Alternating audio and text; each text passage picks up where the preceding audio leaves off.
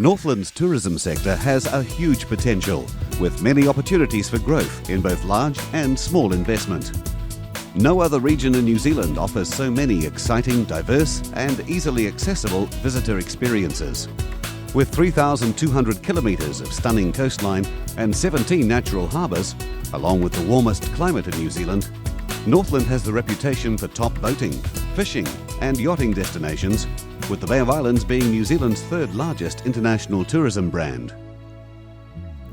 Adjacent to Auckland, with its 6.3 million annual visitor nights and the largest domestic population of New Zealand, Northland, with its current tourism visitor nights at 1.6 million, has the potential to increase with the right marketing and facilities to attract more visitors. New Zealand's renowned for stunning natural scenery, which Northland's rich in, with over 100 dock walks and tracks, world-class diving and marine reserves, and hundreds of islands and bays. Northland also has a major point of difference with the current world tourism trends showing increasing interest in New Zealand culture. Northland's the place of the first arrival of Kupe and his people, who travelled thousands of miles across the Pacific Ocean with only the stars to guide them on their great ocean-going waka, arriving on the shores of the Hokianga Harbour. In Northland there's authentic Māori culture, with many stories and myths that moulded this wonderful land to be shared with the many interested international tourists. Places of historical significance abound in Northland, with some of New Zealand's earliest surviving European buildings. There are around 30 Category 1 historic buildings, foremost amongst them being Kirikiri's Mission House and the Stone Store, the oldest stone building in New Zealand.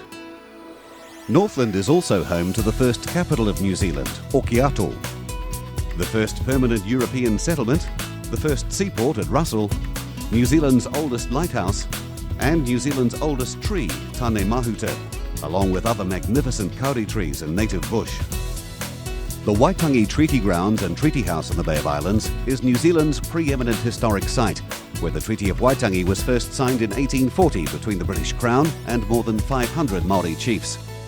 The second signing of the treaty took place at Mangungu Mission House in the Hokianga. The far north has the historic gum digging fields, ancient buried kauri forests and thousands of acres of sand dunes. There's amazing surf at Shipwreck Bay, the Arts and Cultural Centre at Te Ahu, and at the top of New Zealand, Cape Reinga, where Māori legend says that spirits leave the earth for the underworld. Northland also has a reputation as a world-famous game fishing destination and has fantastic fishing right up the coast and further to the Three Kings Islands. There's a lot of opportunity to market the diving industry in Northland with the Poor Knights Islands. A total marine and nature reserve and pending World Heritage Site, the 11-million-year-old island's volcanic origins provide a myriad of spectacular drop-offs, walls, caves, arches and tunnels. The Blue Mau Mau Arch at the Poor Knights was rated as one of the top 10 dive sites in the world by Jacques Cousteau, and the surrounding Tutukaka coast was rated as one of the top 3 coastlines in the world by National Geographic Traveller. Right next to the world-class golf resort at Kauri Cliffs, the Rainbow Warrior, which is now a superb wreck dive site amongst the beautiful Cavalli Islands, has been named in a list of the world's top 10 underwater marvels by Lonely Planet. There are many new developments and initiatives, with a new cycle trail and the development of the Whangarei Town Basin. There's an established wine trail and many other top attractions like swimming with dolphins, the highest skydiving in the country, and many boating and sailing tour operators right throughout the region.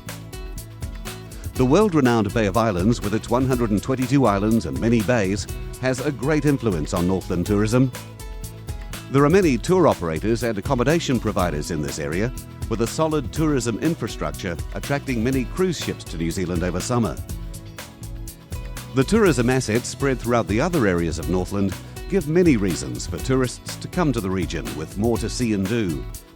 The Northland region as a whole has huge potential for investment in all areas of tourism.